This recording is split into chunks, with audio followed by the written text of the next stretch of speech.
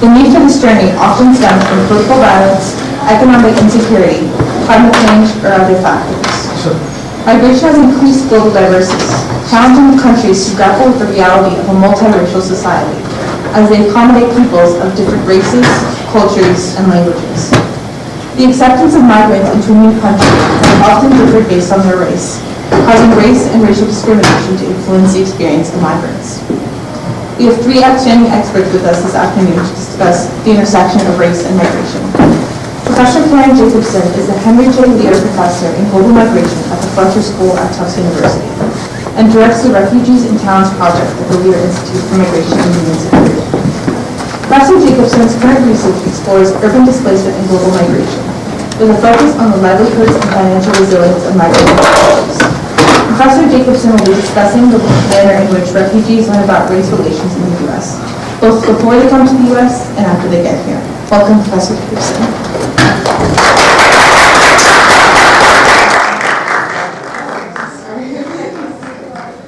Mr. Charles Kamasaki is Senior Advisor to the Union of the U.S., formerly the National Council of La Raza, NCLR, the nation's largest Hispanic civil rights and advocacy organization. Previously the Executive Vice President of NCLR, he managed NCLR's research, policy analysis, and advocacy activity for 3 decades. His work is widely on immigration issues, including Immigration Reform, The Parts That Will Not Die, an award-winning book about the Immigration Reform and Control Act in 1986. Mr. Kamasaki will be discussing structural racism present in American foreign policy, immigration policy, and the possibilities for immigration advocates seeking to shape public policy. Welcome, Mr. Kamasaki.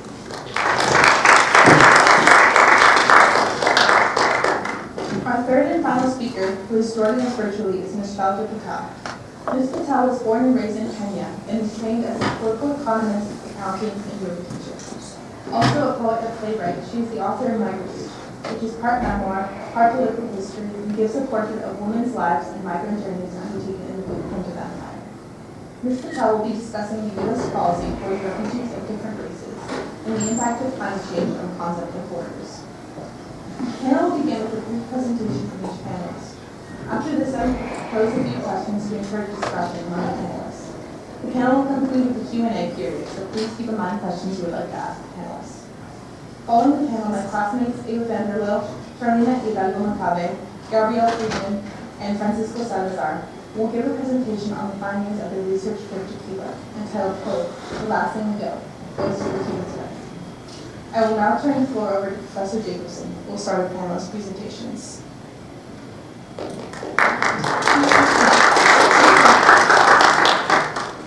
Greetings, everyone. Very nice to be here.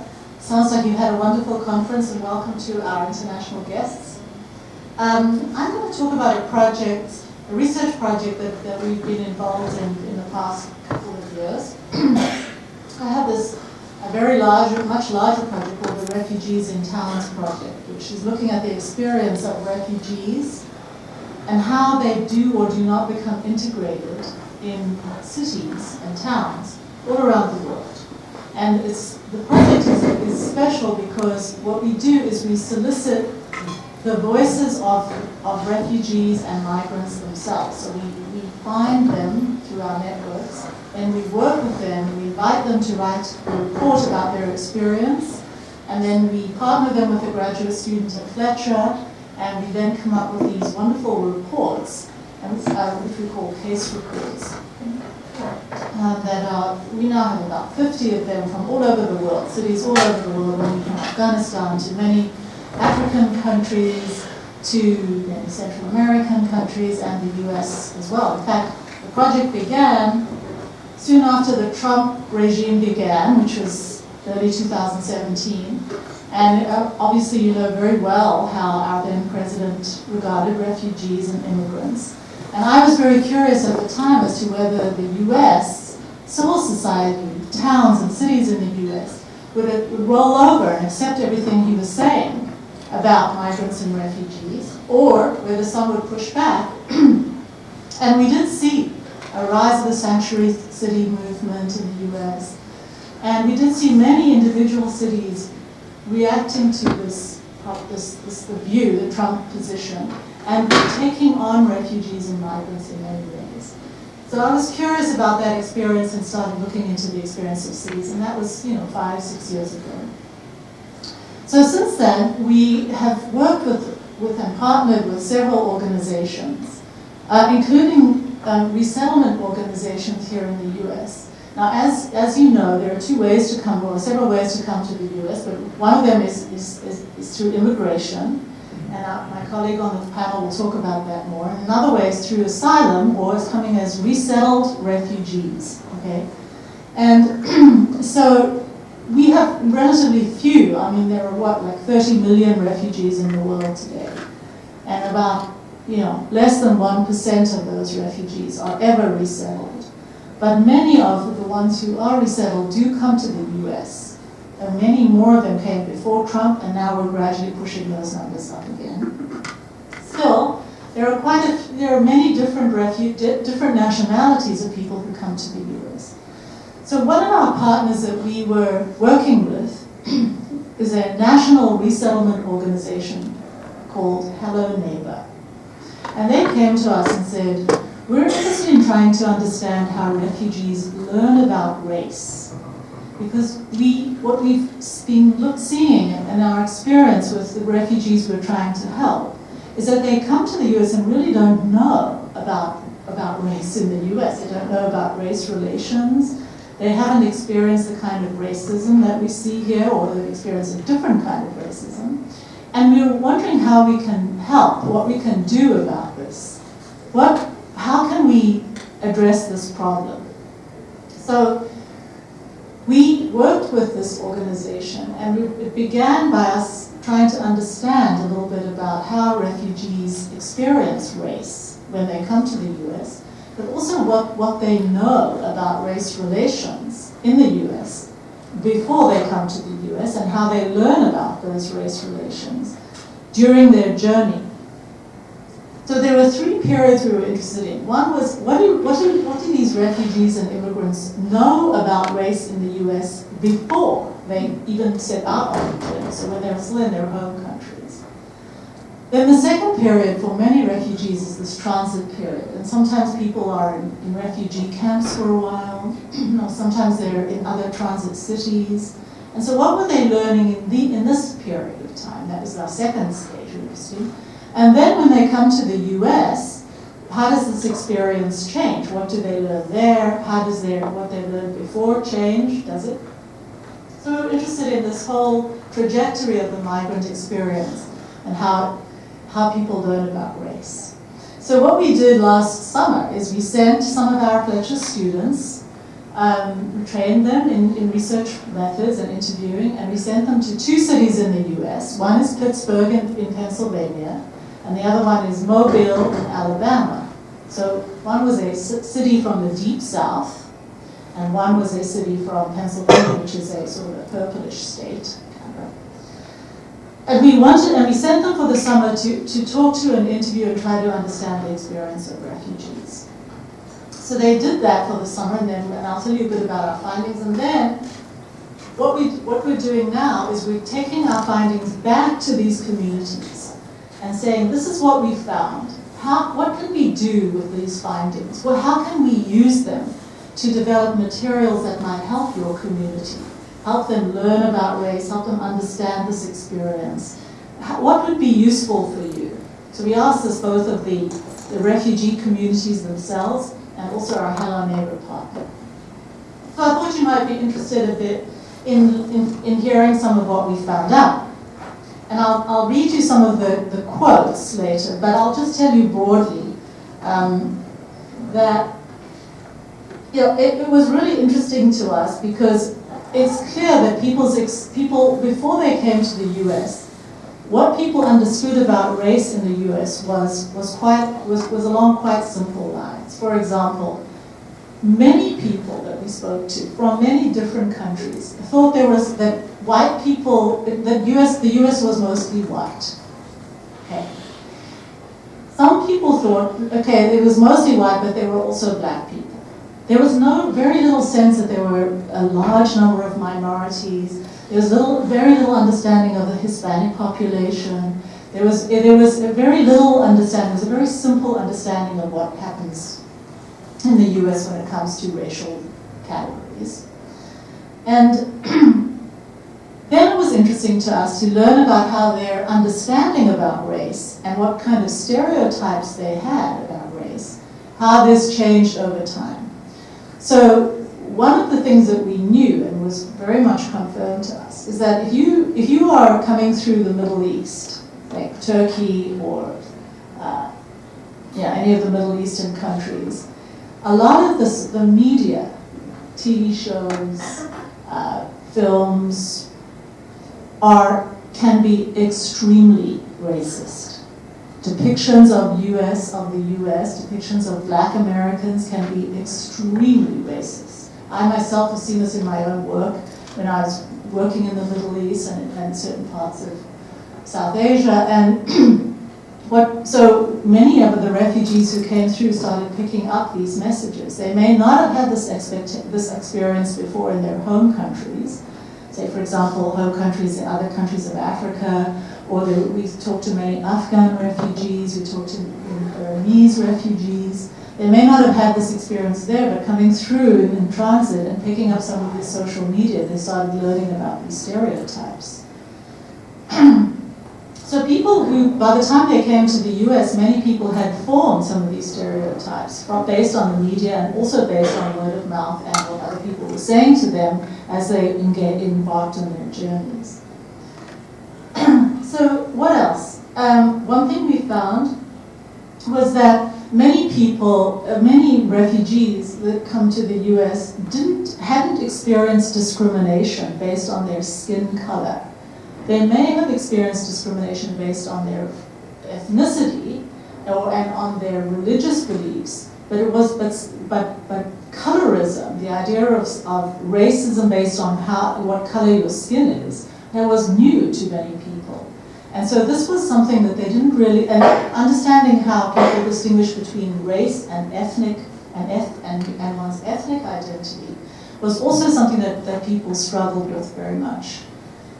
Another thing that people struggled with was the idea of being Asian. So Afghans would say to us, I don't know how to identify myself here, because when I tell people that I'm from Asia, they say, no, Asian people are. So they generally think of Asian people as being from East Asia, China, Japan, Korea, and so forth. And so when I tell them that I'm from Afghanistan, they say, well, no, you're not Asian then. So it was very difficult to kind of distinguish these categories as people came to the US and started trying to learn how Americans thought about race and ethnicity. And so we started asking people, different generations. We started talking to teenagers, and we found that young people who were in school, often had a better sense because they learned through social media. They got more nuanced understanding of race through social media, but also in their classrooms. And so they would try to, they would learn in their classrooms, say, for example, about the history of race in the US, including the history of slavery and also civil rights movements. And so they would start learning some of these nuances and take it back to their parents to help them understand. So people were experiencing this, but what we were very concerned about also was that how people learned about race also meant that they start picking up and internalizing some of these attitudes and stereotypes. And so what we found was that people did. People did kind of retain these stereotypes that they learned, or even pick them up in the US, and would continue with them. So one of our issues now that we're facing is what do we do about this? How can we interrupt this process of people learning stereotypes and learning these kinds of categorization? So what we're doing now is working with this organization to try to develop materials for how to do this. What would be the best approach? So we've taken our findings back to our communities and asked them, what would help? What do you think would work? And they were very clear with us. One thing that would not work was giving a history lesson, for example.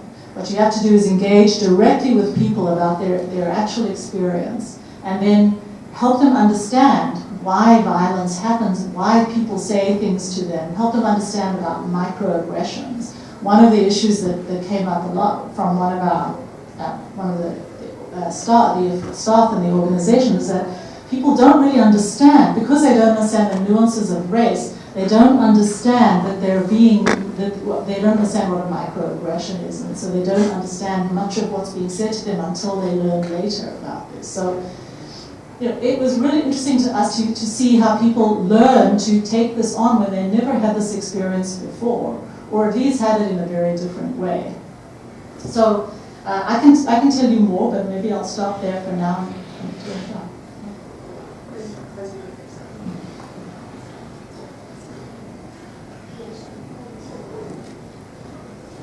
So thank you to everyone for being here, for staying through the conference.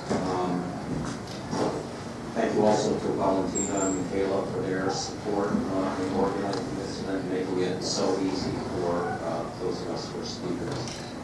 What I'm going to talk about is U.S. immigration policy being a classic example of structural racism, but then paradoxically, that making arguments to reform the system using that lens are probably not effective.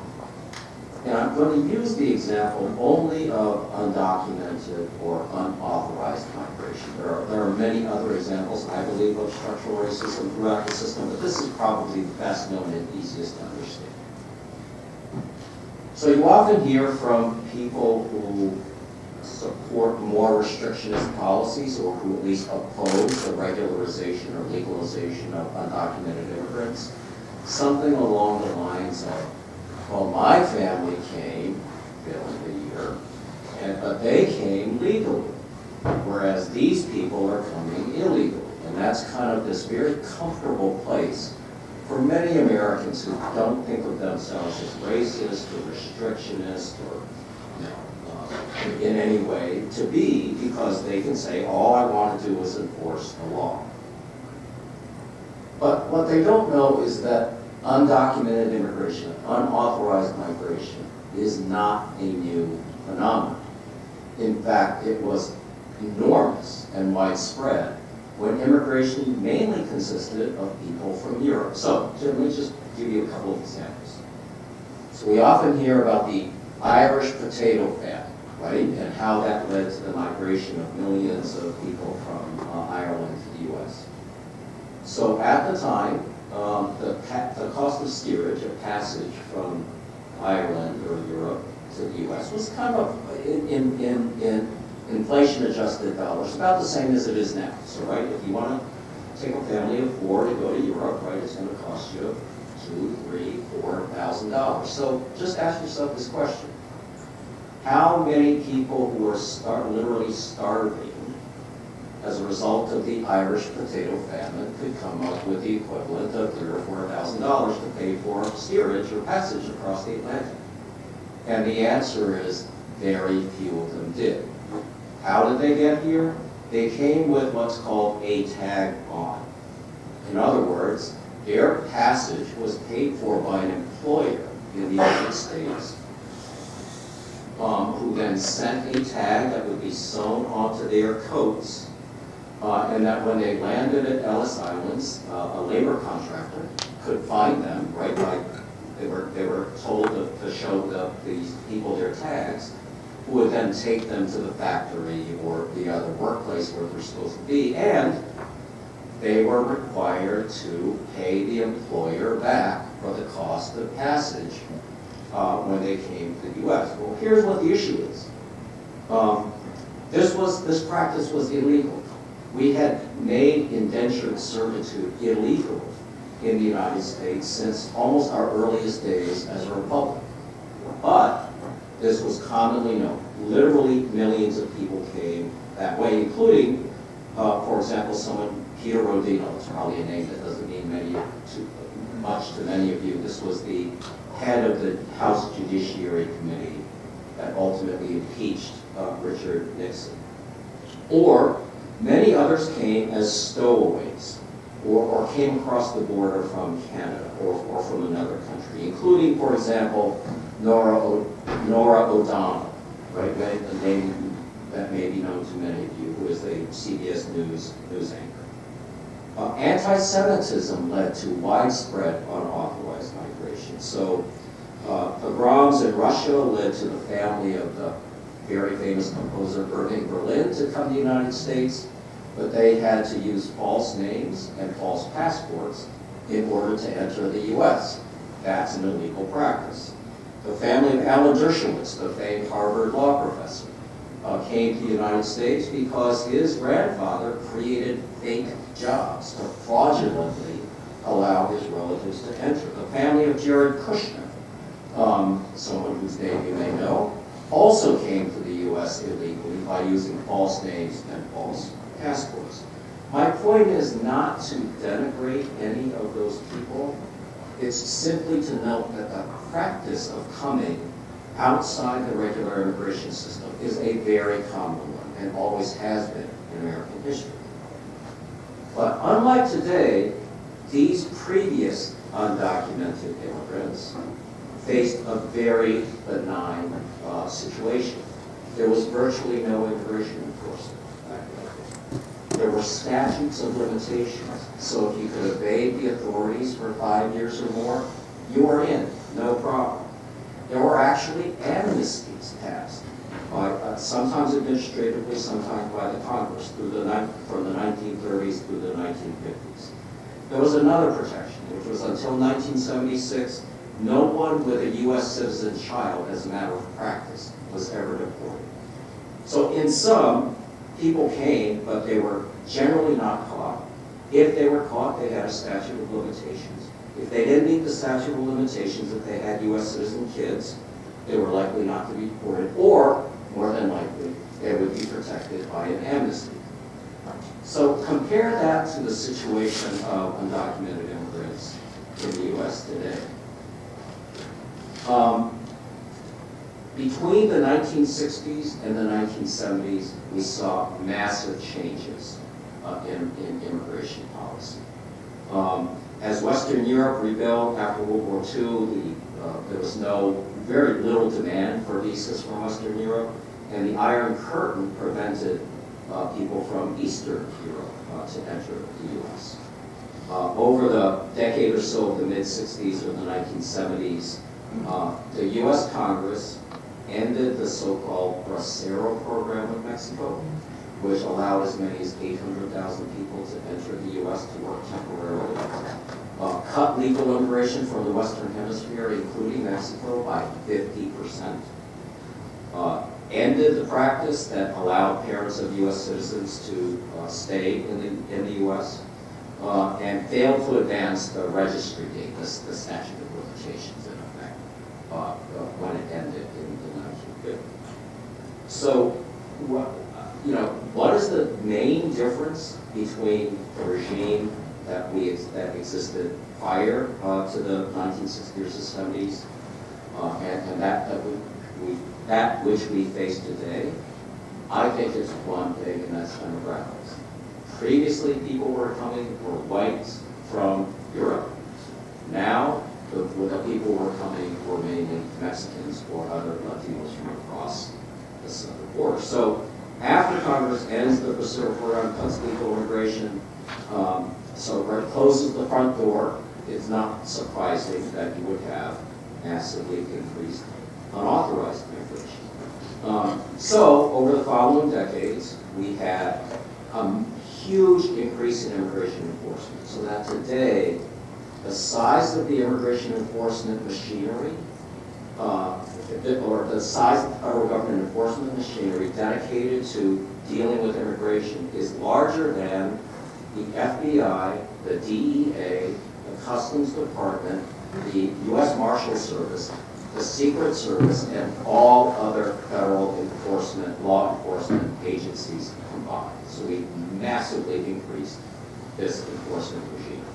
Second, we've empowered state local governments to enforce immigration laws. So anybody remember the infamous Joe Arpaio from Arizona? Right, he was convicted actually in federal court of violating racial profiling laws, subsequently pardoned by President Trump. But federal policy enabled that regime.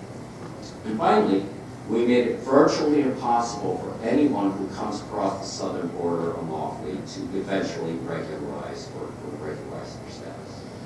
So compared to previous generations of white immigrants, people who have committed the exact same offense in this generation have fewer legal pathways to enter, are more likely to get caught.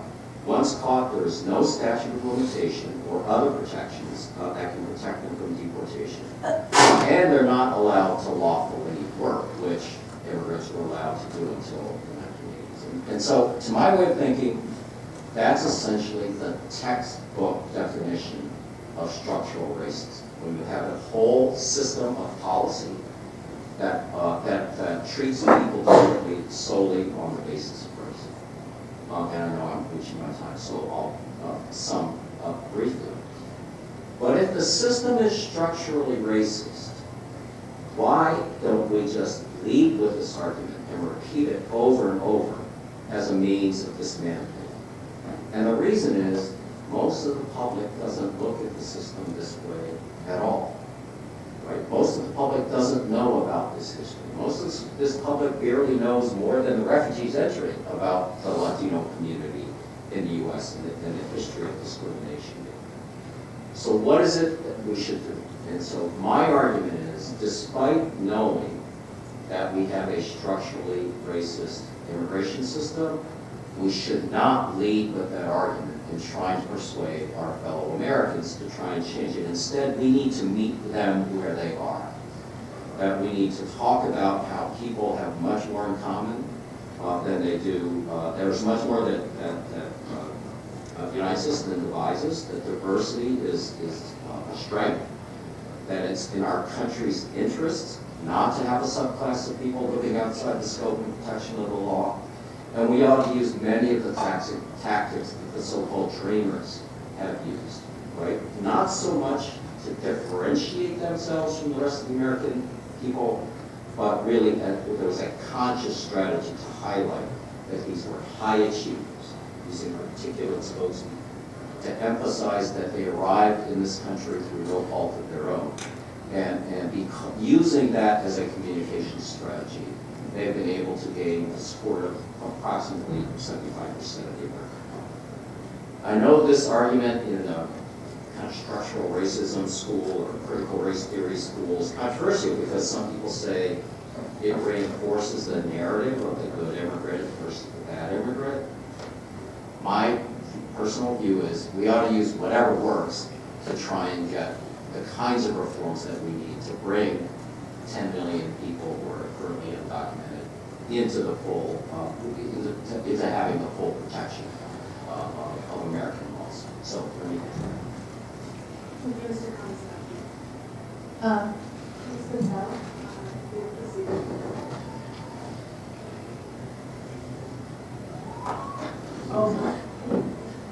Ms. Casale, you see that.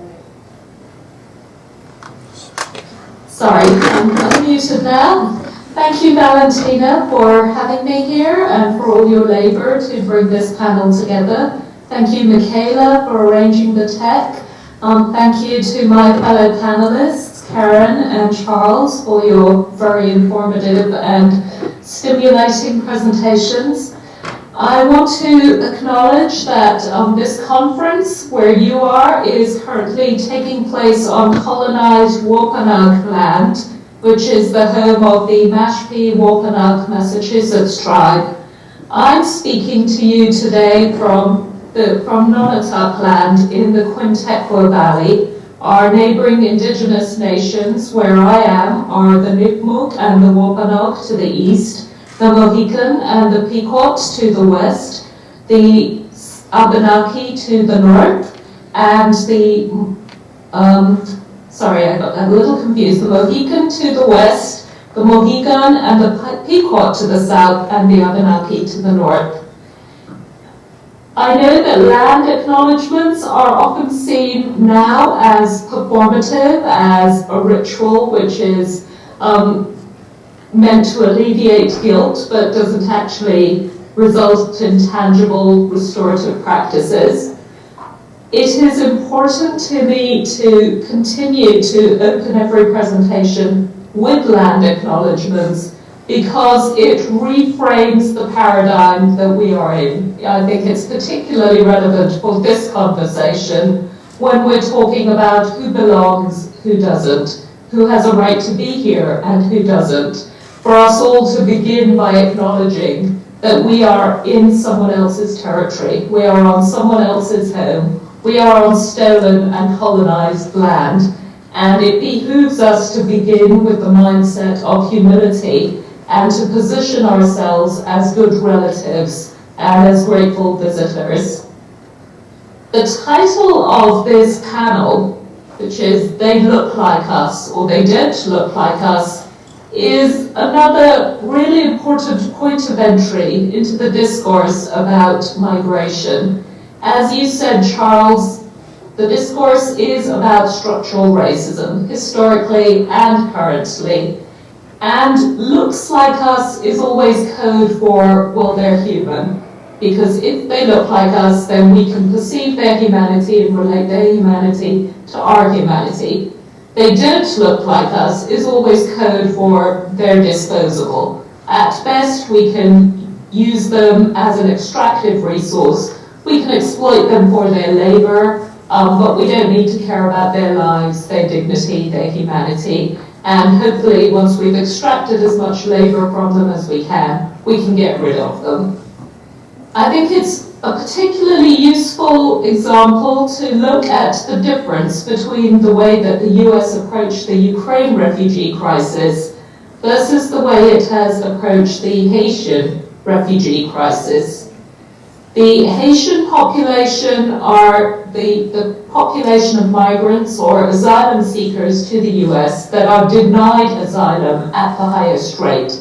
The demographic with the highest rate of asylum denial, despite an incredibly well-documented body of evidence that Haiti is an uninhabitable country for these asylum seekers, that they have very well-founded and verified fear of murder, of torture, of all kinds of threats to their lives and their existence.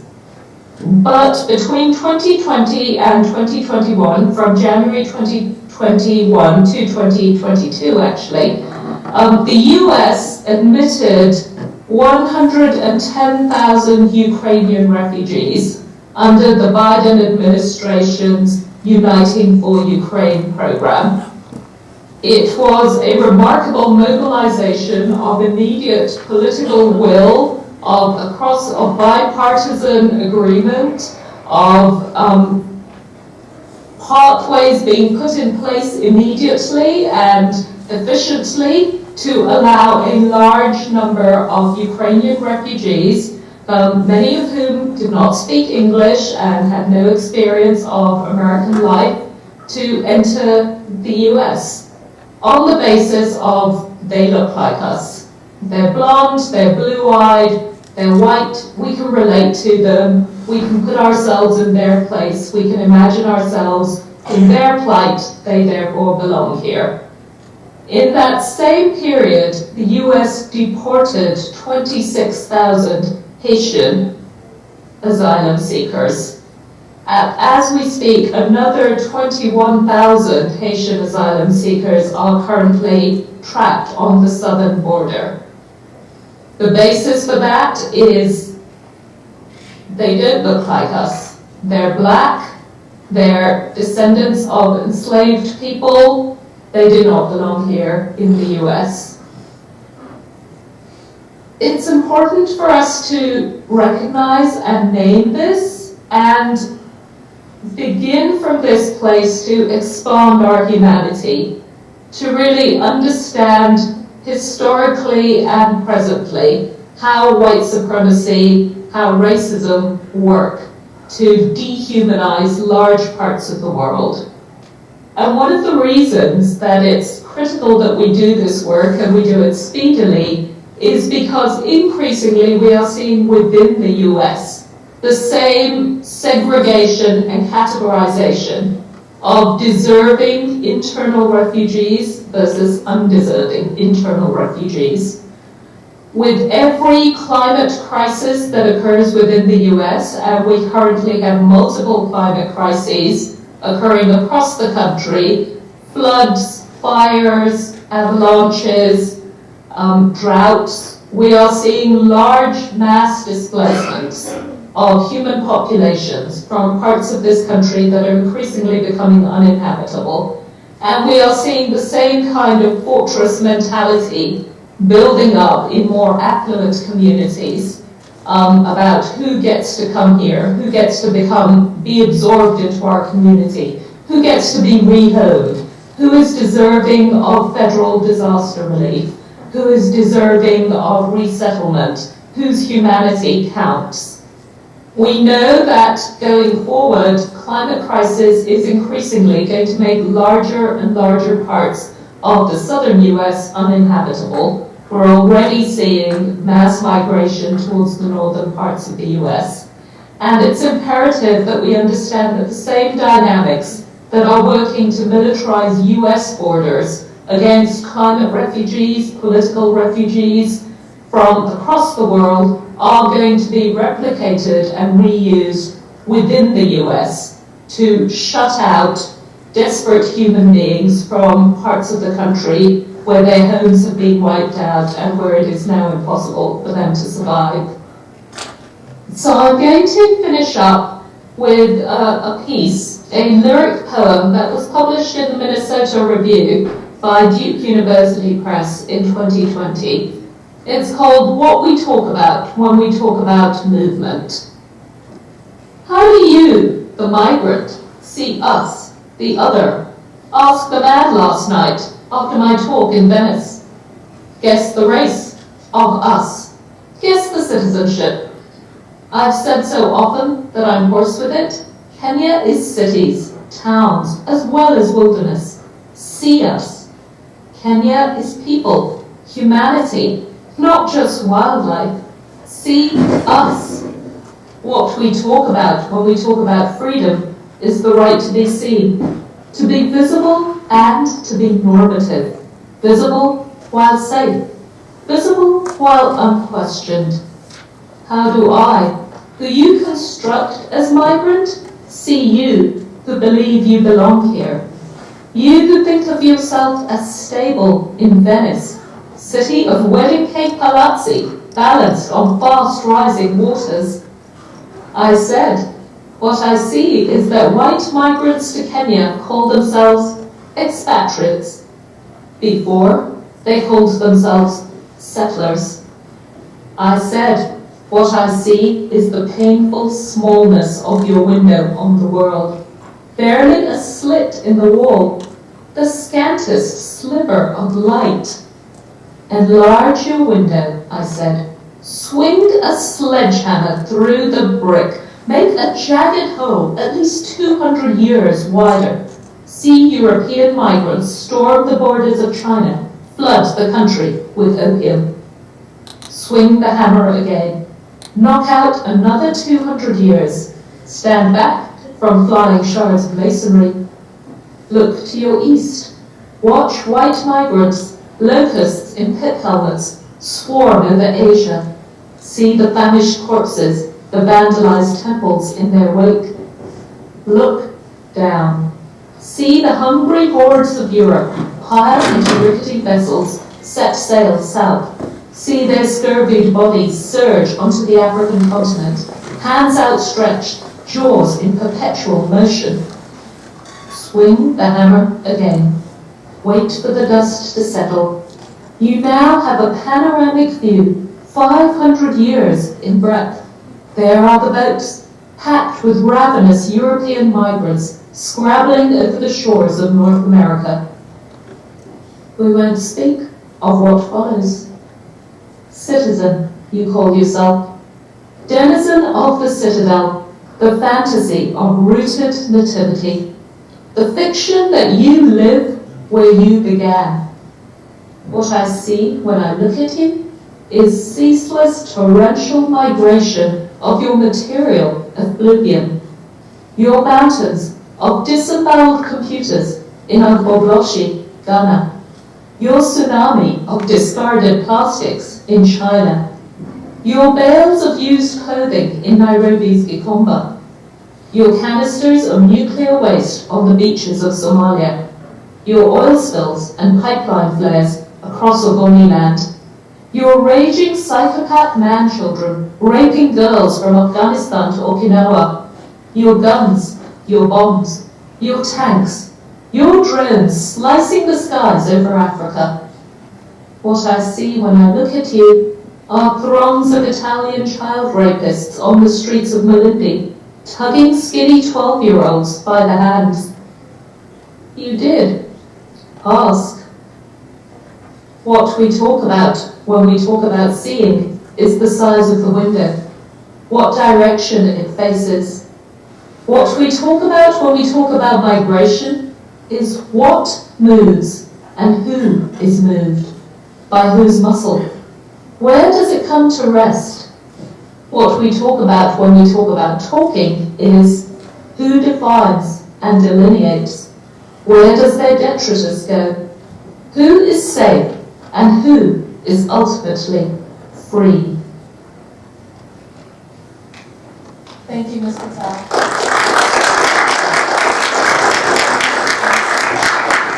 Thank you. I will now move on to ask one or two questions for our panelists before we get into question and answer. And my first question, which can be answered by any of the three of you, is how does racism and migration policy in the society of the host country impact the second generation of children of migrants?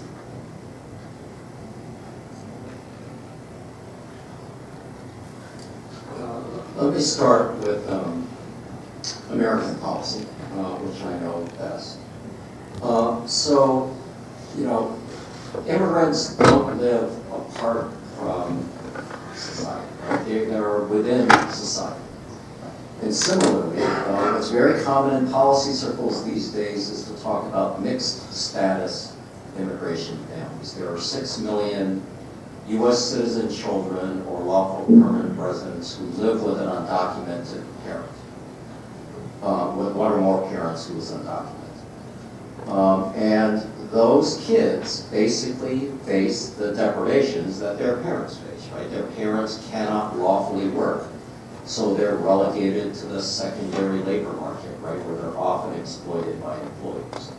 Their parents typically are not eligible for any public benefits, so that if they fall out of work or they have a health problem, they're not eligible to receive the benefits. And this includes very often things that I think many of us take for granted, like medical care and you know.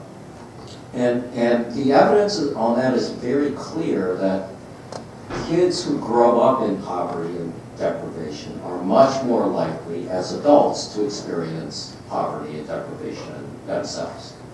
And so I think there's not just a psychological, which there is, not just a theoretical, which there is impact on the second generation, but there are real, tangible, negative, adverse impacts when we have a restrictionist immigration policy that theoretically is aimed at these offenders, these undocumented people who have broken the law, but in fact also it impacts their U.S. citizen kids and family members. I would say it's a very general. I mean, I agree completely with what you're saying, but I think it depends.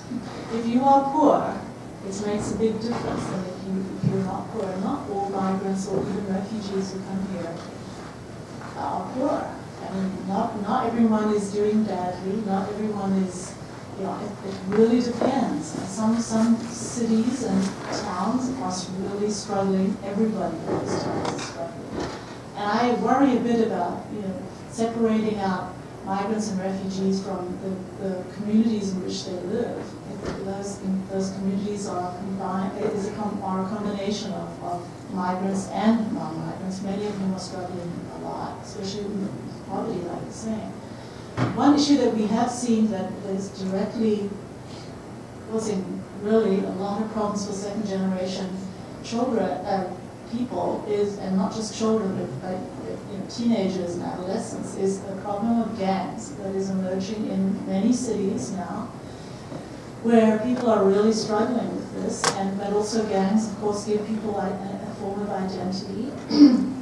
And so we've been doing some work in upstate New York and Utica, which is really, really struggling with these issues, where Somali gangs are fighting with other gangs, where Burmese refugees who have come over have formed their own gangs to protect themselves, and so we're seeing, there are big problems with this. But I think for me, I really find very large national generalizations to be problematic, except when we're talking about policy, obviously. But it depends on the town, and it depends on whether it depends on many sorts of general. But,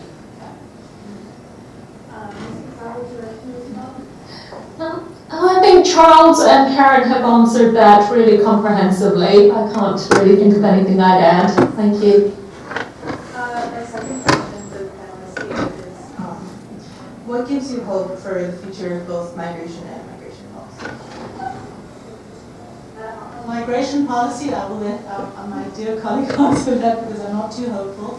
On the issue of migrants coming here, I'm super hopeful. I am myself a migrant, and I have had many advantages to coming here. And I look back at people who are unable, who do not have the resources to migrate. I feel extremely lucky, as do many of the people who do make it to here, not all. But migrants, like you say, are the lifeblood indeed of the US and every other country in the world. And I think migrants will always do well, and will always do, not everyone again, but they are, that's what gives me hope, is are migrants who come. Yeah, so I have a complex answer to that question. So first of all, on broad public policy, amazingly enough, I actually am relatively optimistic. This is based on several things. One is that I was part of a group of lobbyists who helped shape the last major immigration reforms that passed in 1986 and 1990 that legalized 3 million previously undocumented people, that doubled legal immigration into the country, that created a status called TPS, temporary protected status, that now has protected well over 3 million people from deportation, including Haitians and Central Americans and others.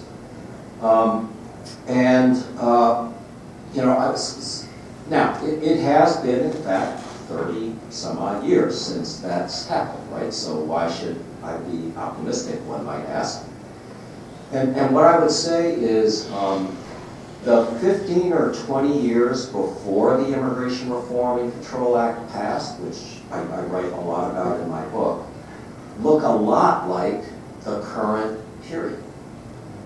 It looked like nothing was going to happen, that the only good things that were going to happen, or the only immigration laws that would be passed would be more restrictions, not less.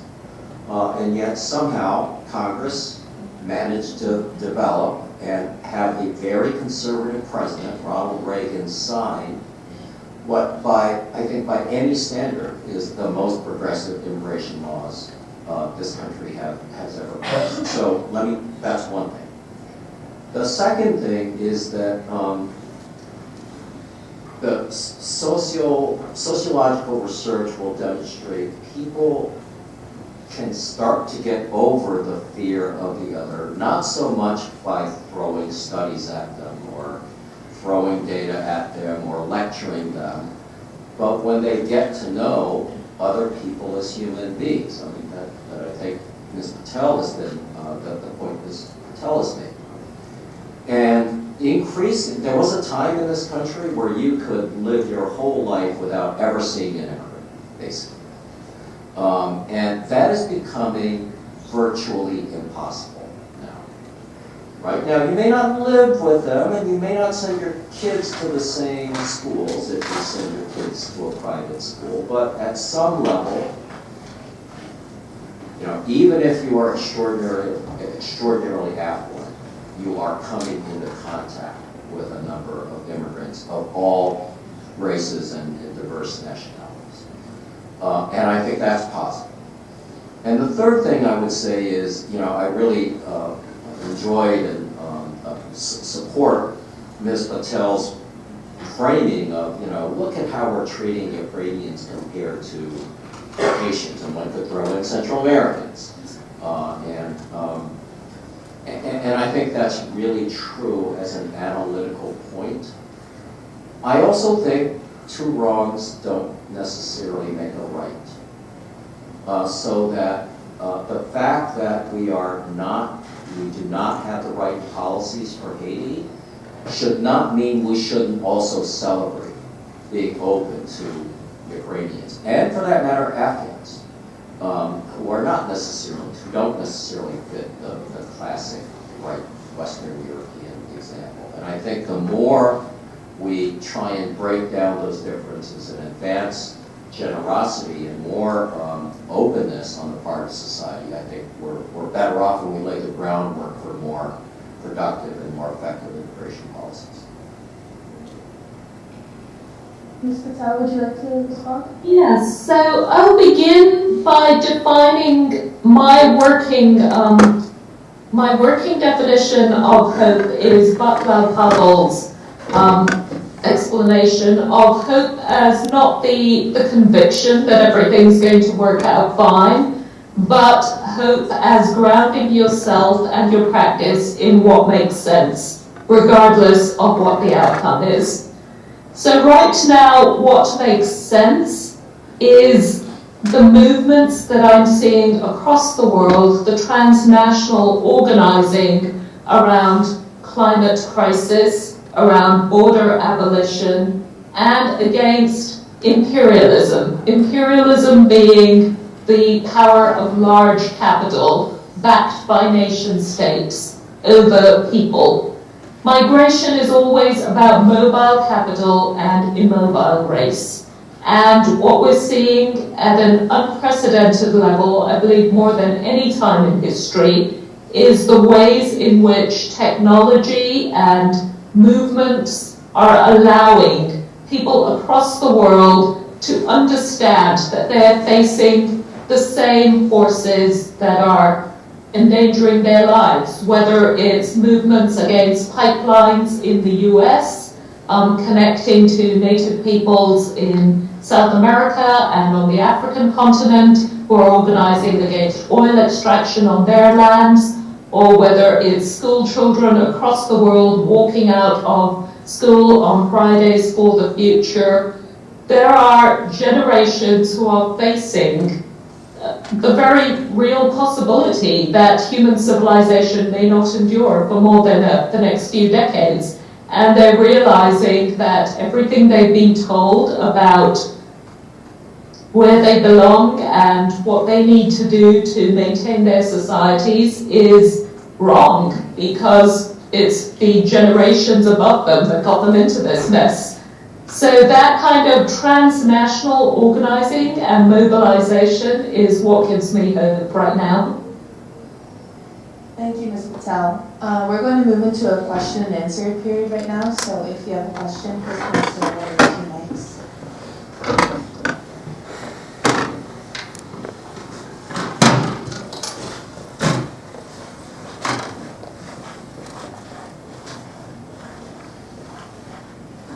Hi, my name is Salome. I'm a third year student here. And I had a question for Mr. Chomsky. Just clarifying the point you had about immigration and the idea that the dreamers and how they were able to put forward this image of migrants who are part of the community still and who were the idea of a good immigrant, and how you believe that regardless of this this narrative exists of a good and bad migrant, and how we should still be proud, or we should still look forward to reform that brings in the good migrants. Is that, am I getting that kind of clear? Yeah, so thank you for So the dreamers, let me just talk about who we're talking about. So when most of us think of the dreamer population, we're thinking of highly articulate, English-speaking with no accent, very, highly educated college students. That represents about 15% of the DACA, of the dreamer eligible population. The vast majority of those folks look a lot like the communities, mainly Latino, not exclusively, communities that they come from. And which is that they, many of them have not graduated from high school. Few of them have gone to college. Many of them are parents themselves. But yet I think and I was kind of part of this effort, there was a debate about how should we portray this population. And there was a strategic decision made to kind of put forward the best possible face, the most acceptable, as it were, face to the American people. And that was not uncontroversial, right? There was a sort of a, no, that's fitting into this frame of good immigrant versus bad immigrant, and we ought to, just tell it like it is. I'm not saying there's a right and a wrong. All I would say is if you look at different polls and of undocumented populations that the public is prepared to support, dreamers are like up here and everybody else is like down there. Look, I'm a policy guy, I'm a policy advocate, and I will use the arguments that work to get the outcome that we want. And I think people who are brought to this country through no fault of their own, who grew up in this country, who are American and everything but a piece of paper that says they're not, that we ought to welcome them, and that we ought to regularize their status, not give them a 2-year deferral of deportation every year, that they ought to become the American citizens that they really are in reality, just not on paper. And if it takes using a little bit of rhetorical sleight of hand to get there, I'm willing to go for it. Yes. I'm going to disagree with my colleague here. The danger of, while I absolutely understand the strategic framing of a campaign in order to achieve a desired policy outcome, the concern for me is once we say human rights are contingent on our judgment of whether someone is worthy, we begin on a very slippery slope. And we saw with the Patriot Act how an entire segment of supposedly good migrants, supposedly ideal migrants, middle-class, educated professionals were suddenly demonized. We saw with the incarceration, with the internment of the Japanese American population in World War II, how an entire demographic of hardworking, land-owning, extremely economically productive families and communities were suddenly criminalized, demonized, and their assets seized. So while I can really understand the temptation to achieve the short-term contained outcome for a certain group of people, I get extremely twitchy and uncomfortable at the idea that that can, in the long term, move us forward on a discourse of fundamental human rights and dignity for all people. Can I do mine? So on the policy aspect, how could you reconcile this idea if we go full steam ahead and creating this image of the good migrant, right? Like that's kind of tense language, but if we go full steam ahead, how do you reconcile that migration is still going to happen regardless if it's documented, undocumented, like legal. How do you reconcile the kind of perception that is created for these people who do it illegally now? I think that's the status we're at now. But if we create policy to reward people who are doing it, or reward people who are doing it legally, who are at least educated and are already American, how do we reconcile this then othering of the people who still come here and work jobs that sustain Americans, and I believe they're just as American as I am. How do we reconcile that in the policy aspect, if it's possible? Yeah, these are fundamental questions for not just advocates, but really for all of us. And I guess I would say a couple of things. One is, I believe in democracy. And I think, you start with the notion that every nation has the right, indeed some would say the obligation, to enforce its borders. To have every sovereign nation, that's one of the main things that nations have the ability to do. And I don't disagree with Dr. Patel, I think, fundamentally, except to note, the UN Convention on Human Rights, right, the kind of founding document of the whole doctrine of human rights, also created a right to asylum, led to the subsequent refugee convention on refugees.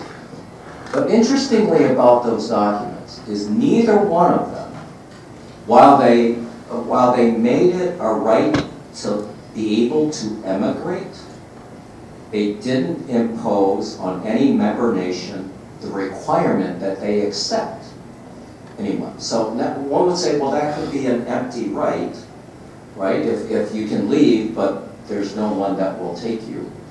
And that's been, in fact, a contradiction about immigration rights and human rights since the very beginning of really the modern era.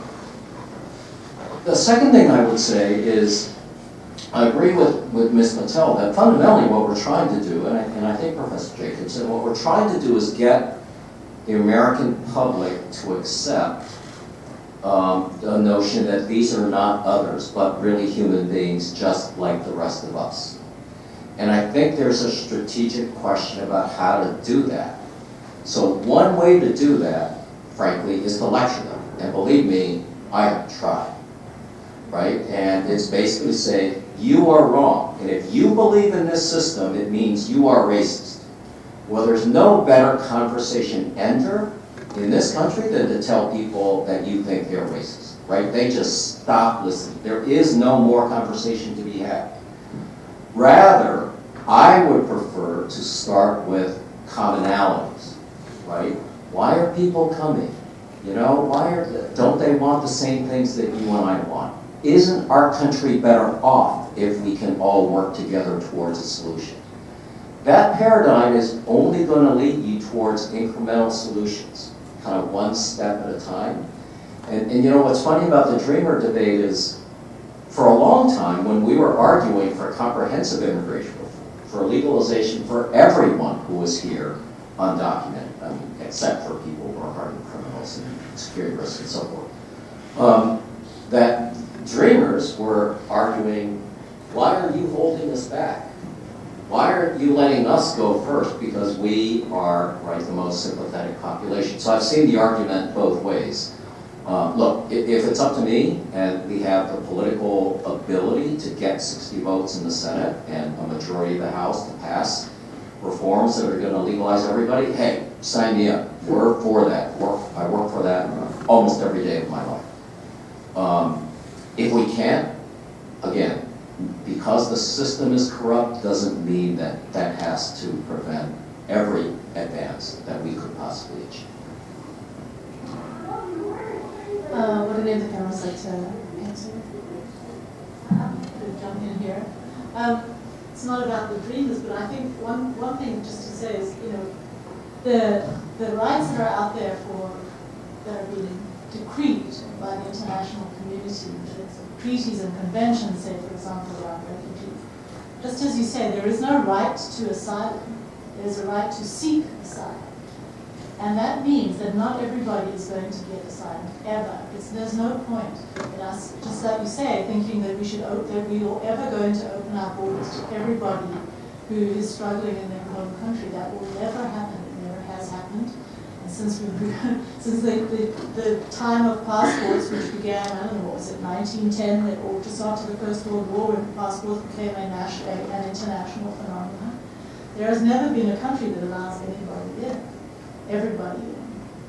So we have to think about, if we think that immigration is a good thing for our country or your country, which everyone here I think would agree is, how can we move the dial on this? Many people in the US today think immigration is not a good thing. And just as you're saying, the issue is not going to be advanced by telling them they're racist. It's exactly as you say, it's how can we work together to convince people that it is a good thing? Because there are also many people who do think it's a good thing. And to me, what's interesting is to figure out who thinks it's a good thing and how can we ally with them and figure out how to strengthen their position and how to advance that position. And you know, it's an issue of negotiation. One of the things that we do here at Fletcher is we have a program on international negotiation and conflict resolution. And one of the biggest issues underpinning diplomacy and international relations is how to negotiate with people who don't think the same way you do. And basically, I think it's about negotiation and figuring out how to strengthen our position rather than to lecture people and tell them how racist they are, which I think is really, as you said, the ultimate conversation starter. So, yeah. Sally, would you like to answer the question? Well, I already did, so I want to make room for more questions and to hear more voices. Thank you so much. Thank you. Does anybody else have a question?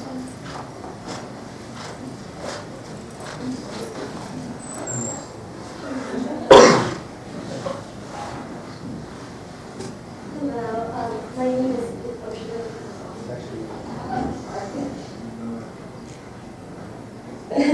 Hello, my name is Sam and I'm a second year here.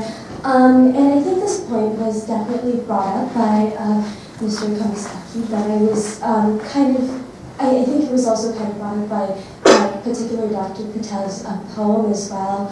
And I just had a question in terms of, I know you said that like in terms of, trying to convince people the importance of, moving from feeling other and us and putting them together. Lecturing them is not, necessarily the most effective way to do that. But, also, I know there's also been movements with like inclusive history curriculum and things like that where there's children who have maybe can have an opportunity from a more open mindset. And I know that there's been also, pushback against that. And so I was just kind of wondering, do you see a space, and this is kind of a general question to the panel, a space or opportunities where this sort of kind of shaping of the new generations, ideas and kind of motivations for this is actually possible? Yeah, that's such a great question. As an advocate, I'm kind of an all of the above strategies person. That is to say, we need electoral strategies to elect the right people. We need lobbyists. We need policy papers. We need all sorts of things. And frankly, we also need thinkers and idealists and eloquent artists like Ms. Patel, right, to really kind of shine the light on things that we don't know. One of the things that's really a problem in this country is that we're increasingly ahistorical, right? Is that many of you, when I was in school, none of the textbooks hardly ever mentioned any Latinos in the U.S. after the end of the Mexican-American War, right? So you heard a lot about Vasco da Gama and Ponce de Leon and people visiting the 7 cities of gold, Coronado in the Southwest, and then it's like Latinos disappeared from the history of the United States, until we had a problem of illegal migration. So frankly, I do think textbooks need to be better. Not just high school, but higher education curriculum. Is there a Latino Studies Center on Tufts campus, for example? Yes, there's That's not the same as Latino Studies Center, right? So that's something I would argue, is there, to the extent there's kind of advanced critical race theory, race relations kind of work, I think that's really necessary. And then frankly, I think we need to, it's an old saying, you don't negotiate with your enemies, with your friends, you negotiate with your enemies. And I think very often we in the advocacy community, particularly in the progressive advocacy community, we make fun of when we look down on people on the right. And we say, oh, they live in their own bubble, they just listen to Fox News, they're, subject to misinformation. And yet, how often are we reaching out to and talking to political opponents? And I'll tell you, in Washington these days, not very often. And I suspect that's much the same as happening across the country. So, in addition to elevating the discourse, giving people information, including textbooks, highlighting artists who can, like Ms. Patel, who can kind of really inspire us, I think we also need to reach out to our opponents and talk to them. And I think maybe through that kind of dialogue, we'll see increasingly the kind of humanity that all of us share.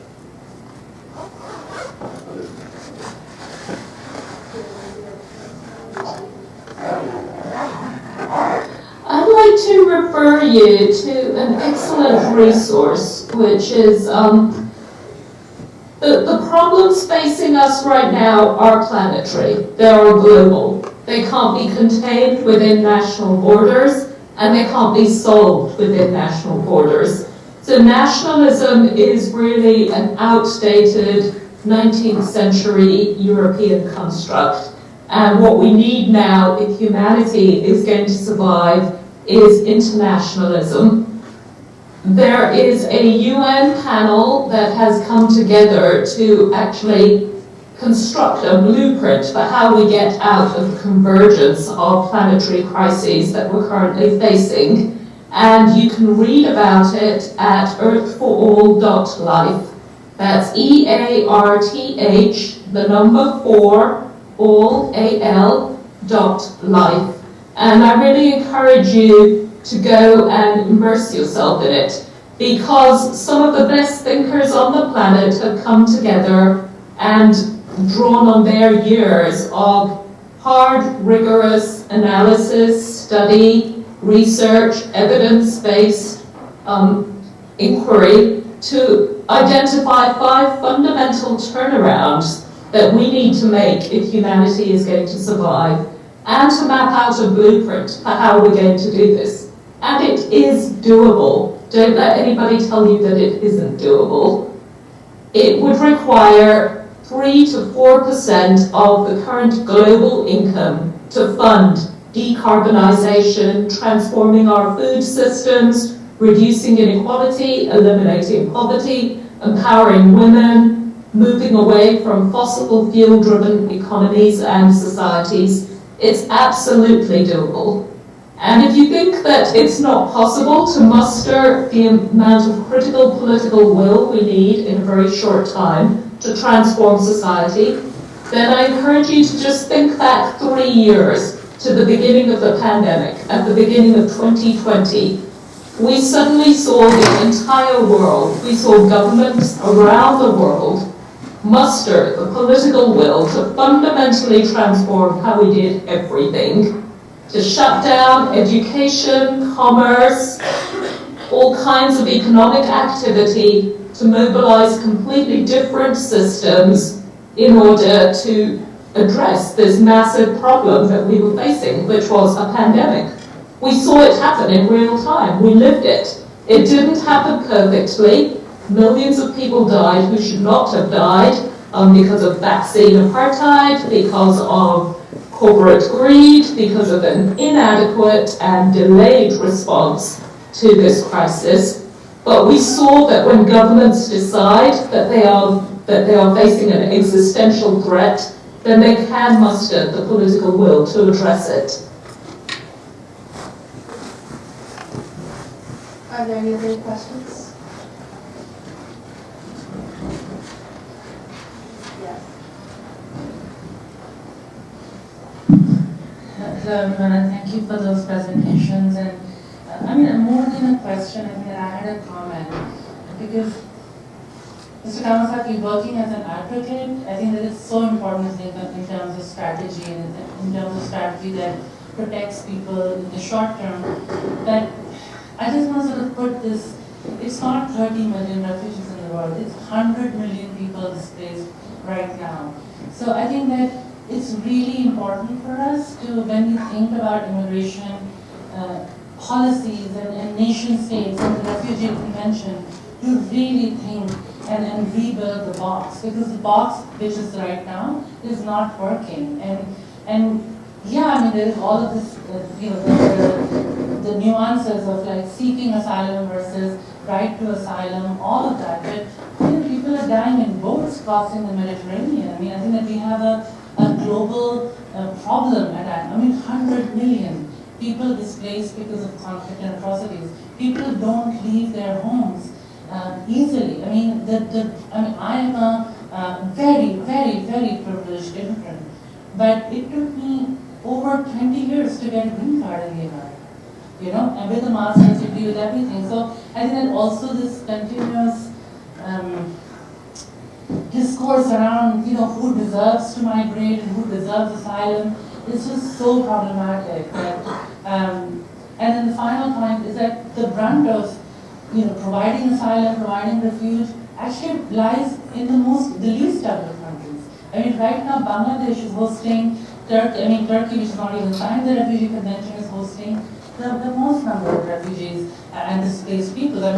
Even getting a refugee status is impossible these days. So I just want to sort of, I'm very passionate about this, and I just wanted to put all of these thoughts on the table for students to think about too, that these problems are, without passports, we have to think outside the box. We have to think in terms of right to a better life for everybody. Because if you're not thinking about those things and we're just caught up in these different definitions of things, it's really problematic.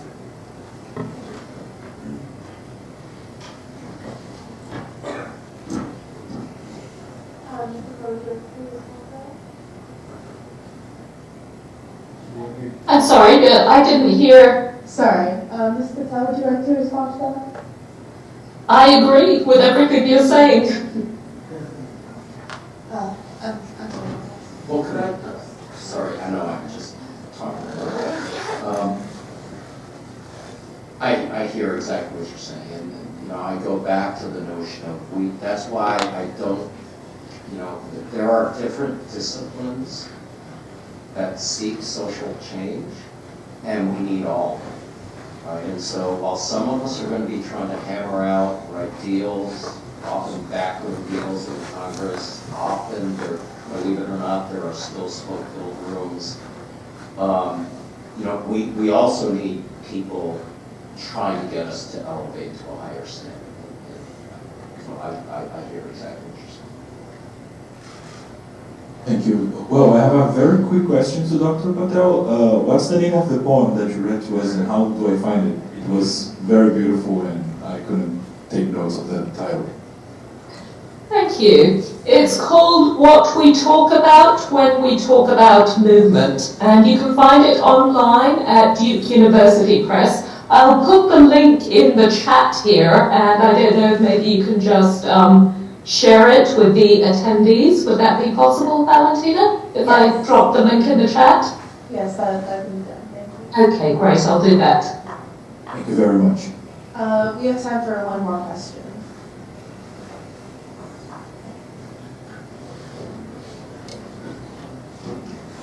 Hello, hi, my name is Emily and I'm a fourth year at Tufts. I just want to take a moment to thank all of the panelists and Valentina for organizing all of this. It's been really amazing.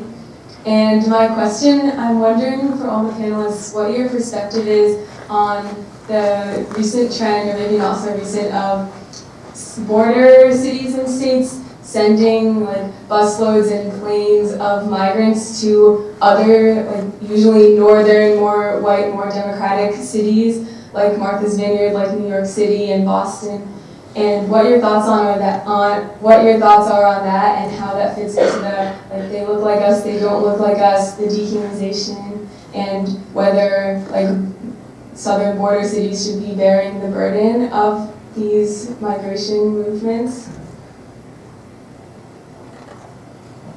Yeah, I think one thing that the busing, first of all, it's great to make speeches and board statements. We really need to understand what's going on. And what's going on is, as you say, these are the kinds of practices that we're up against. I think actually the busing has showed the resilience and generosity of northern cities. New York has been amazing on this. So has Boston, to the point where we are trying to absorb migrants, but we are up against massive problems of housing. We don't have housing for our own citizens.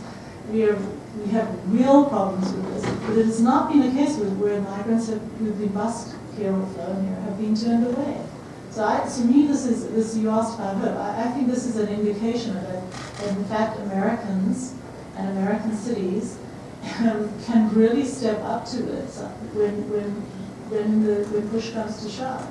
And I also think that the border cities and border towns that are facing some of the problems of the border, we here in the Northeast just really don't understand those problems. So I think everything is, it's such a cliche, but everything is so much more complicated. And we can, throw up our hands and make big statements about things, about how the world should change. And yes, of course, we all agree with that. But we need to figure out what is going on, where the good parts are, where we can build on things that are positive, and where we really need to address the minutiae, the problems at a city and at a local level that we find, because it's not all the same. There are real differences within our own country and within other countries too, within those countries, and we need to sort of get to grips with this rather than looking at taking a big sort of global picture. So I feel very strongly that it makes a difference to understand at a local level what is going on and how we can push the envelope that way, and rather than trying to address the fact, because we're never going to be able to do that. It's great to have those speeches, but we need to work at a local level. That's where change happens, in my view, and especially when it comes to migration.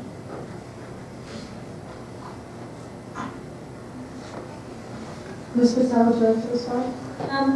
Yes, thank you. I just put in the chat the link to the poem that I read and the link to Earth for All, the resource that I cited.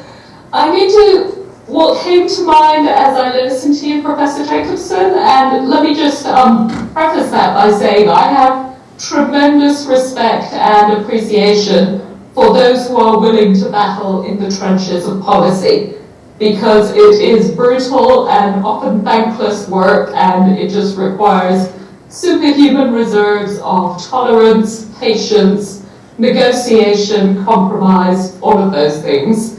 So I hope that neither of you will take anything that I have said today as a dismissal of the incredibly valuable and important and life-saving work that you do every day, because I recognize it and I appreciate it.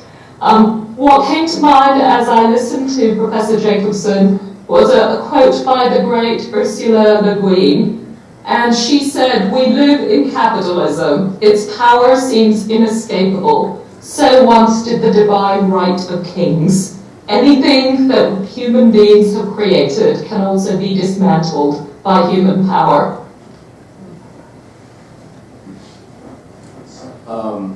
Well, that was very powerful. Thank you, Ms. Patel, for that. To answer the question, so just so people know, I grew up on the border. I grew up in South Texas, 80% Mexican American. The high school class that I graduated from was the first to graduate from an integrated high school, which previously there had been one Mexican high school and one white high school. I'm not sure where they would have put me, frankly. As an Asian. So at one level that gives me hope that progress is possible, but also being in South Texas, and I still go back quite frequently, I'm one of these nerds who watches the local access channel where they have the county commission meeting and the city commission's meeting, and I would watch them meeting after meeting. where someone, Sister Norma, someone from Catholic Charities or someone else would come to the county commissioner or the city council and say, can you appropriate another $100,000 for us to open another shelter or move or give bus tickets to people to leave the Rio Grande Valley and go to Boston or New York or Washington where they have family. These were among the poorest counties in the country. And meeting after meeting, they are being asked to pony up 100,000, 50,000, another 500,000, 300,000. Open this camp, buy these bus tickets, buy this food, buy this. And you know, it's not surprising that this is a very pro-immigrant community that's begun to move much more towards the center. You know, there are lots of articles written about how, you know, Latinos are moving right, particularly along the border, and I will tell you this is one of the reasons. As a political stunt, and believe me, what Governor DeSantis and what Governor Abbott did are stunts. They know it. They're not helping to solve the problem, you know, but from a pure craftsmanship standpoint, they're right, brilliant, in the sense of what their goal was to kind of stick it to progressive cities and elected officials. But I think, as Professor Jacobson noted, I think it's begun to give a little bit of a sense to the rest of the country about what the border challenges really are. And before we, you know, declare openly to, you know, that, oh, we ought to, you know, that Governor Abbott was wrong to bus these folks up to New York City or to the outside the Vice President's house in Washington. To me, there's a related question, which is, okay, so what should he have done? And what could he have done politically? And those are really tough questions. Thank you to our panelists for their presentations. I'm going to invite my classmates now to present on their keynote.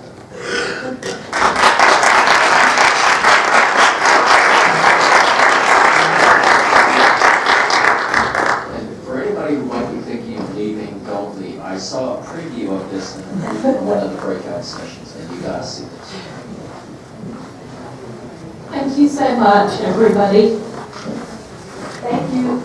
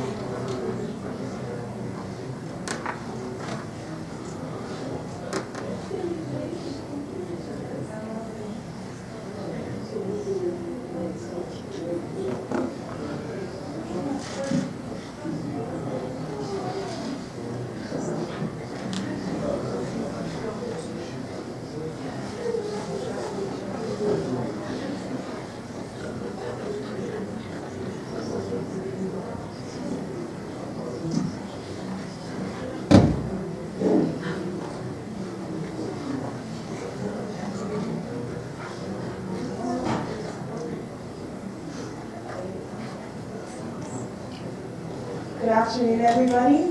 My name is Gabrielle Freeman, and I am a third year here at Tufts. And I'm an EPIIC student studying international relations and history.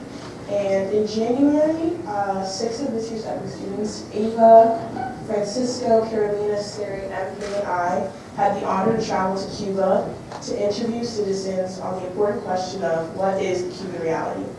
So we often hear the perspectives of white Cubans who immigrated to the U.S. or white individuals studying or writing its histories, which entirely dismisses the Black experience. The question became to me not only what is the Cuban reality, but whose reality do I want to center? Prior to our journey, we collectively researched race, intersectionality, migration, and current trends in Cuba. We specifically discussed the mass exodus of Cuban citizens and how United States immigration policy during the last 2 presidencies has affected their mobility. We asked who was migrating, why were they migrating, and how. We understood Cuba through academia and family, and we could not definitively answer the question, who was left behind and what were they left with. For 9 days, we met with people in their homes, the streets, and in their places of comfort, having conversations lasting as long as 2 hours to 30 seconds. We interviewed Black, white, and mixed professors, students, artists, writers, market sellers, and everyone who wanted to be heard and felt safe doing so. We asked about access to resources, hope, and the future. But the most important question we asked was simply, tell me about yourself and the life you live. The project we hope to create focuses not on our limited understanding, but on the stories we heard and the common themes of migration, economy, and family. Today we wish to share with you just a bit of what was shared with us. Okay. Hello. Thank you to Gabby for that introduction. I'm very briefly going to talk about our experience with studying race in Cuba. So during when the 6 of us knew we were going to be traveling to Cuba, and specifically traveling to Havana, we had to do some research, and it became very clear very early on that race was going to be a prominent topic of discussion once we were on the ground in Cuba. So a lot of the research that we did was also surrounded around the back of the history following the 1959 Cuban Revolution and the end of the revolution in 1959. And the fact that following that revolution, Fidel Castro, the dictator of Cuba at the time, essentially announced that race was eliminated in 1963, and there was this surrounding idea that, you know, everyone that was in Cuba is Cuban, and that race did not exist there. So we already entered Cuba knowing that that was a central theme and that would be a topic of discussion. And then once we were on the ground, so to speak, that definitely came up. We asked about race often with the people that we interviewed. And over, there was that repeated sentiment that race was not an issue and everyone was Cuban.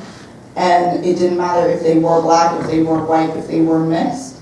And that was really interesting to all of us because not only did we notice that there was differential treatment historically and still going on the island, but we also noticed just as a group that when we walked down the street, people would assume that Gabby and I were Cuban until they heard my rudimentary college level Spanish. And they would say, oh, well, I thought you were Cuban and you look Cuban. And there was over and over that question of what does that really mean? So I think Ava's now going to talk a little bit about how race was directly correlated to migration.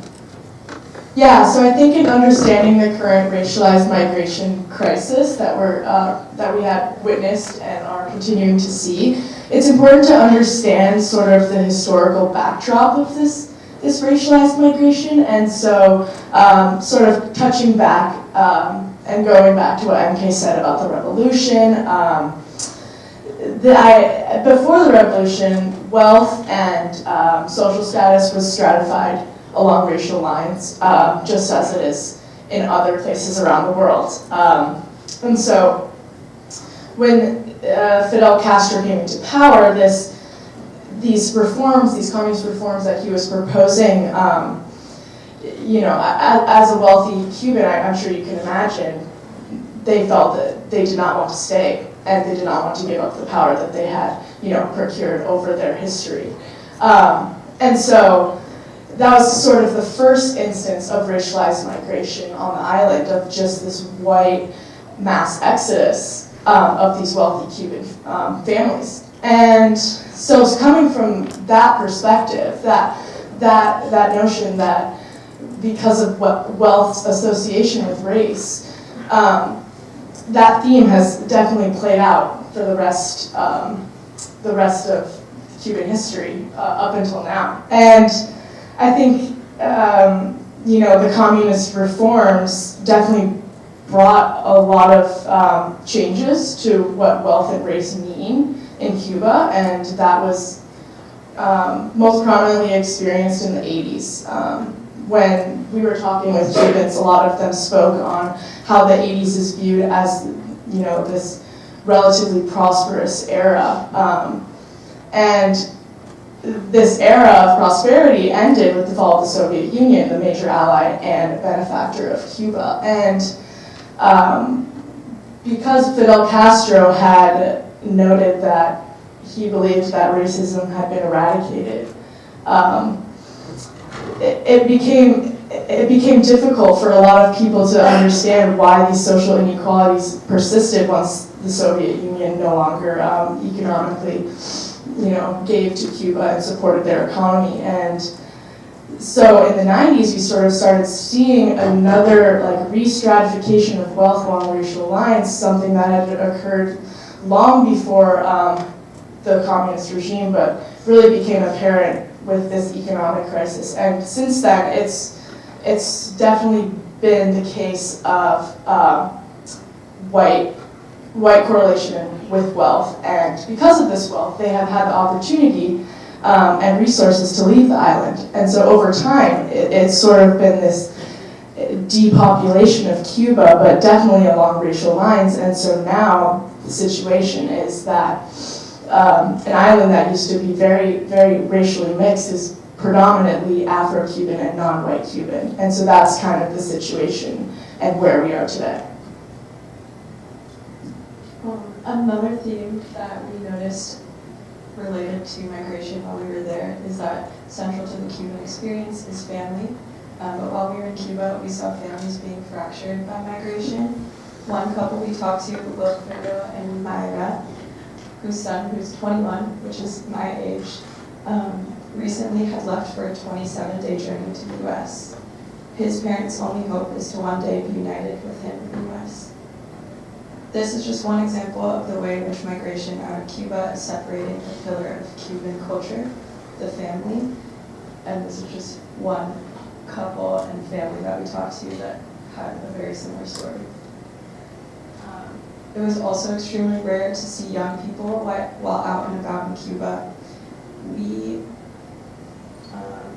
We met 3 girls by the ocean, pictured here, who told us that their only hope is to leave, and who also said that 7 out of 10 of their friends had already left the island. This can be attributed to large migration of youth and their hopelessness. And just for context, about 250,000 Cubans have left in the past year. This is the largest rate of mass exodus in the history of Cuba, which is why we really focused in on Cuba for migration, because of these huge waves that are increasingly, especially young people. Something that I want to touch on is what I believe we heard the most when we were interviewing people, when we were talking to people in the streets. We were, some interviews that we had been scheduled, but most of them were improv on the street, where we got a chance to talk to regular folks either in the market or walking through the streets. Some people would come to us while we were talking to other people wanting to share their story, wanting to sort of find a way to have their voice heard. And whether it was through talking about food or talking about job opportunities, without a doubt, the biggest concern they had in terms of the future was the economy and opportunities for themselves to self-determination was their biggest concern, and for that of themselves and for the future generations. We're by no means policy experts within Cuba, but what we can share is based on what we heard from the people talking to us. And something that I found very interesting was the black market within Cuba. I really like eggs, and I was really trying to find like a carton of eggs to like make myself some eggs for breakfast. And it became a very dire situation, hearing how 2 weeks worth of wages is what 24 eggs cost in the black market. We would see these massive hotels being built by the government, very modern installations, very beautiful, and right next to them there would be 2 hours worth of line where people would have their government cards where they could get their piece of bread for the morning and the rice for the week. So without a doubt, Cuba is going through a very tough moment right now. And what I would want to reflect upon this is in terms of the embargo. We interviewed all sorts of people from all sorts of different points of views. We heard some that said that the embargo was without a doubt the biggest hindrance within the Cuban economy. We also heard points of views that saying that the embargo was not real because they would be pointing towards markets and stores where they would have Spanish shampoo products or European sewing machines or something of that style. But what we can say in terms of this is that if the economy has been hindered by who gets to access the economy from the point of view from the Cuban policy, where there has been simultaneously 5 different currencies operating at the same time. You have the CUC, which is a Cuban-operated peso, or you have one for the foreigners, or you also have one that is the MLC, which is a new way that the government was trying to bring in those dollars that operated solely through remittances, where the MLC is a government card that your family that lives abroad can add currency or can add value to this card, and then you can use it within their local stores. When this racialization that we have talked about in terms of immigration, when only certain families are able to travel abroad and are able to send remittances, who are we excluding from the economy and from participating in the economy is something that must be explored, and then who are you setting up in the margins of the economy. To note, we talked to this journalist who, as problematic as some of his opinions were, something that left me, touched on me for me to think about towards the future, is he was talking about American policy towards Cuba in the future, and he was saying that Democrats losing Florida might be the biggest movement forward in terms of U.S.-Cuban relationships, because by losing Florida, whether they do or not, they lose the strong power that conservative Cubans have in the island, and they can choose to move forward by not being upsetting this population, which was an interesting take on it, and I would like to explore more on it. But what we gotta think about is that the embargo, whether you gotta think about who you're trying to affect and who is actually feeling most of these intended consequences. And you can't forget whether it's the numbers of the economy or all these data and all these statistics, it's still human lives that are behind these numbers. And that must be considered moving forward.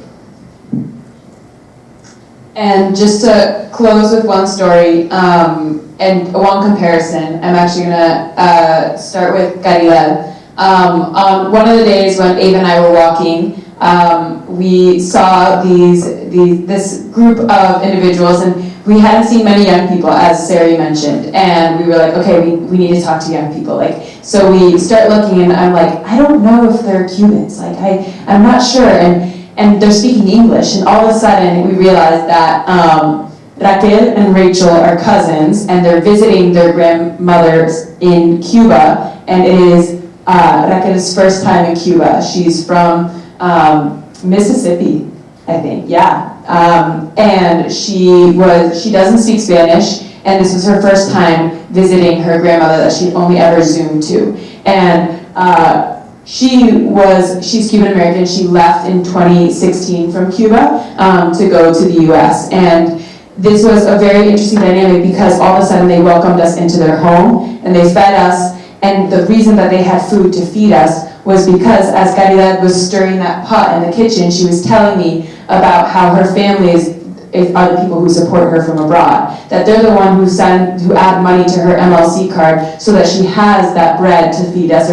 She had apples. I had not seen apples the whole time. And it was really interesting because she was sharing with us that it wasn't just that her family was leaving, but that she as a woman in her 70s, was figuring out a way to leave now because she has cancer and her family has to send her medicine from abroad and get it to her so that she can get some treatment and bring it to a doctor who doesn't have the supplies to be treating her. And so this idea that it's not just the young people leaving, but now the older generations trying to figure out how to leave really resonated with me, and the ways in which other families we met, like the family of Jorge Luis and his wife Isidis and their son Wilson and daughter Lola, don't have family outside. And so the inequality that comes with that of not having access to those other avenues like the MLC stores to get food really resonated with us. So this was just a brief overview of some of the themes coming out of race and migration related to our trip to Cuba, but we're really hoping to put this together in a much longer form project, and we appreciate you all for listening to us. I know it's been a really long day and a really long symposium, but thank you so much.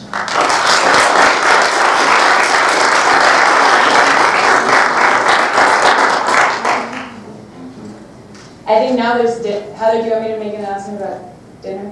No, I was going to say that we can do it closer. Oh, yeah.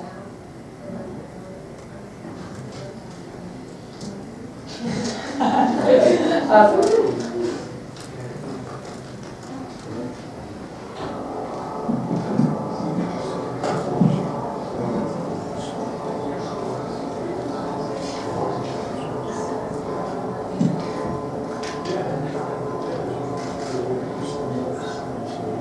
Hello again, everyone. I just wanted to say thank you again to all of the panelists for coming, especially those who came to participate in other panels. We really appreciated your input and the time that you put in to come here and talk to us.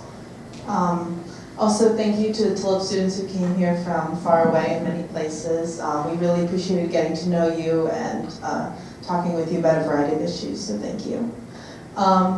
To my fellow EPIIC students, thank you so much. I know how hard you have all worked on making this presentation and the TULIP collaboration a success.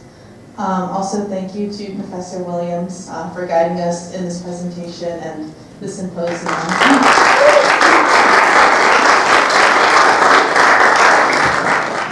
Also, thank you to Heather and Michaela for your tireless work on making the symposium possible. We wouldn't have been able to do it without you.